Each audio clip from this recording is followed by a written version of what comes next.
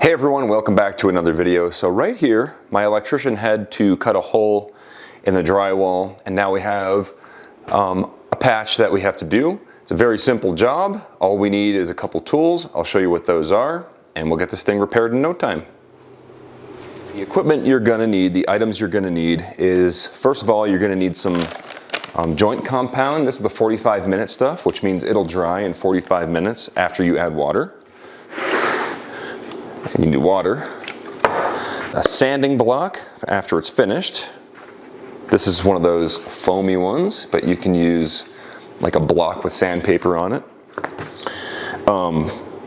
Probably about 120 grit. I wouldn't go any rougher than that. Drywall knife or putty knife or something like that if you don't have an actual drywall knife. This is a drywall hawk, a mud hawk. So you don't need this, but I just happen to have one. But if you have like a piece of drywall, you can use that. A piece of wood would work. This is just to mix, but it's really nice because it has this handle at the bottom. You're gonna need a piece of drywall, the same thickness as the drywall you're gonna be repairing. A tape measure and a box cutter razor knife. Okay, so he made a nice clean square hole.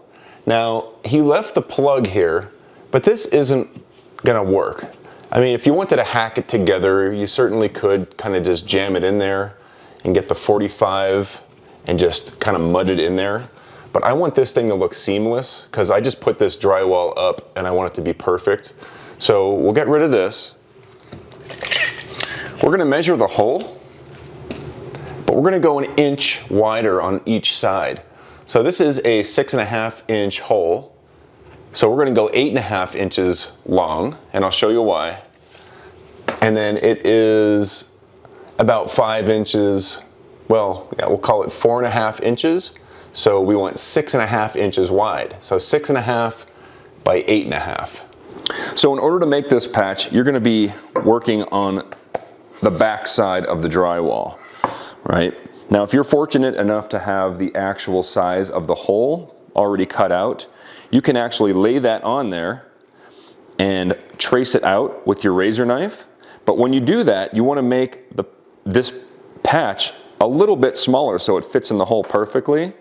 So what I do is I'll trace that, and then I'll move just so slightly, 1/8 of an inch over. Cut this side,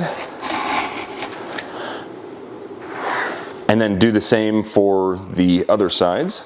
So like this, and then I would move this way just a little bit, 1/8 of an inch, just to give that little gap around the edge. If you don't have the piece cut out, then just measure about 1 inch on each side, and then just make it a little bit smaller.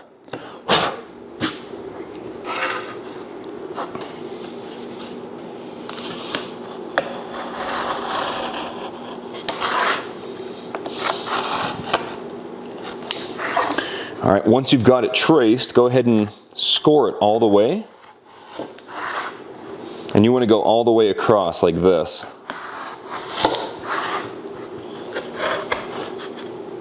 Whoops. There we go. And if it's not perfect, it's okay. It does not really matter. So now you should have something that looks like this. Now you just break it like this, and you peel off the drywall.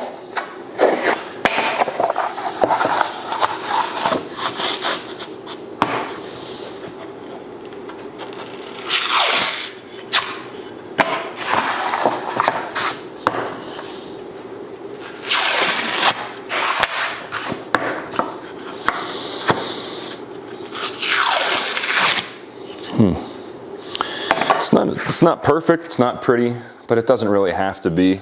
All we're doing is we're gonna fill this all with drywall mud all the way around, and we're gonna plug the hole, and then this is gonna be the front, and then we're gonna smooth it out. So let's go ahead and do that. So now we'll take our drywall mud, and we're gonna fill in all this brown.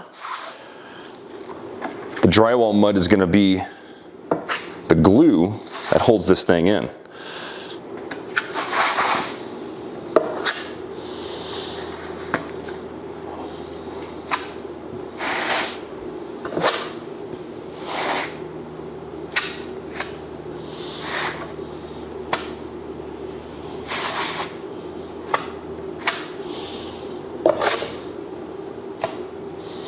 Okay, that's close enough.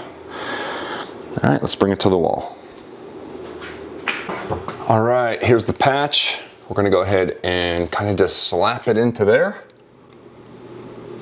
Place it right over the hole. Now it should stick to the drywall. Some of this paper kind of ripped funny for me, so I have to smooth it out a bit. All right, so now we're just gonna smooth it out because there are lumps underneath.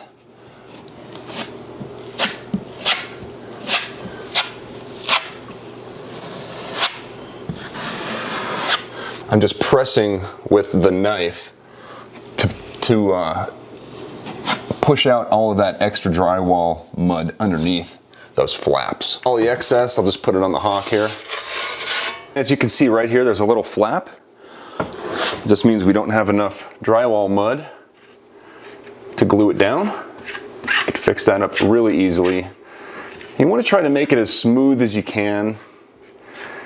The smoother you get it, the less sanding you're going to have to do with that sanding block.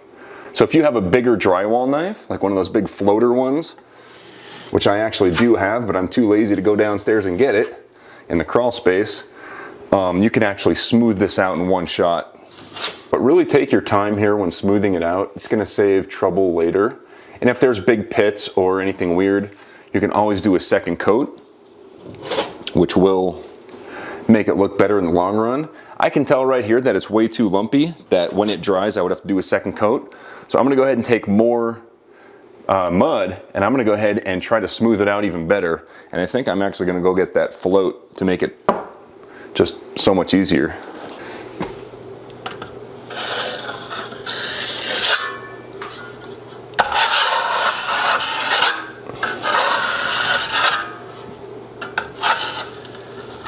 Yeah, with the float, it just goes right over, smooths everything at once. However, my float is dirty with rust and I don't have enough drywall mud. So I think, unless I mix some more drywall mud, we're gonna have to do another coat after it dries, but I think I have enough time to mix up one more little batch and clean off this float. All right, I made another small batch and we're just gonna, and I cleaned off the, as best as I could in the grass outside. I'm just gonna get a nice amount on there and go straight over it.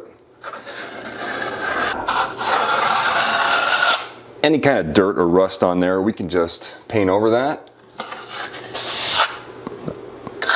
There we go. Yeah. If you have one of these, this is the way to go for sure. It's almost perfect. However, the more you mess with it, the better chance you have of messing things up even worse. So I think I'm gonna go a little bit wider. Go up above the seam. Yeah, there we go. Don't be afraid to go wider. Yeah, that'll be good. All right, now we just let it dry. We come back, sand it and paint it. So I have this extra drywall mud here. There's some rust mixed in with it, but I'm gonna go ahead. I had to remove a shelf here because the electrician installed that panel. So I'm just gonna go ahead and fill in the holes from the shelf. Since I already have the drywall mud made up, might as well do any little quick repairs. Plugging those up behind here, some holes, and then we can touch this up with paint then. Probably don't even have to sand it. Yeah, easy.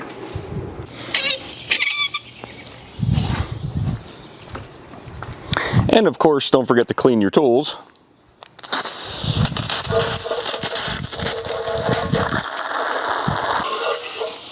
Stuff is already hardening up. It has not been 45 minutes.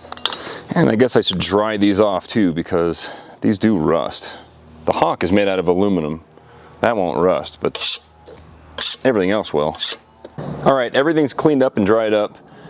Quick tip though, I keep all my drywall and like paintbrushes and stuff and sanders and sponges and all that stuff for drywall. I just keep it in a bucket and then I put it in the crawl space. That way everything's in one place. This stuff here, it's open, so that has its own bucket. I guess I could put that over there. So next step, we got to sand and paint. We got a few minutes until it's dry, but this is the frost colored paint, so that is what's going up there. Not completely dry, but it's getting close.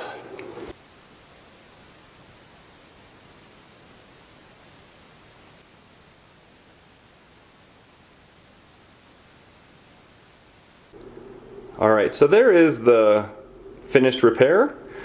Now you can tell that it's a different color. The paint's still wet, and the can of paint that I purchased, even though it says it's the same color, which is called Frost, it's a little bit different because I had to do some touch-up paint in a different spot of the shop, and it was just a little bit off, but it's a heck of a lot better than a big ugly hole in the wall. Hope you enjoyed the video. If you liked it, let me know in the comments. And I'll see you guys tomorrow in the next video. Thanks for watching.